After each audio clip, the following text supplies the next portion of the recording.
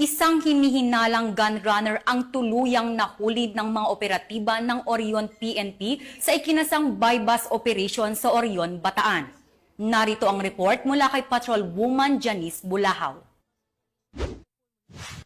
Arestado ng mga operatiba ng Orion Municipal Police Station ang isang hinihinalang gun runner sa Barangay Bilolo, Orion, Bataan. Kinilala ni Police Colonel Marites A. Salvadora, Provincial Director ng Bataan Police Provincial Office, ang suspect na si alias Juan, 46 taong gulang at residente ng City Site, Barangay Bilolo, Orion, Bataan. Matagumpay na isinagawa ang bypass operation dakong 11:15 ng gabi sa pangunguna ng Orion Municipal Police Station sa pakikipagtulungan ng mga operatiba mula sa iba't ibang unit ng pulisya sa ilalim ng direktiba ni Police Colonel Salvadora. Nahuli ang suspect matapos positibong makapagbenta ng isang caliber .38 revolver sa isang police posture buyer.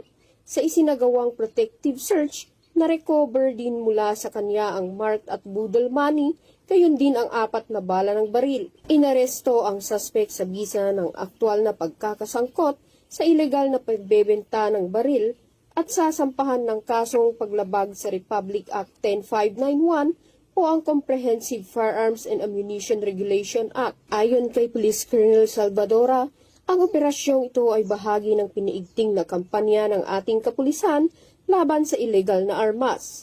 Patuloy ang maigting na kampanya ng PNP laban sa mga sangkot sa ilegal na aktibidad upang mapanatili ang kapayapaan at kaayusan sa buong lalawigan ng Bataan.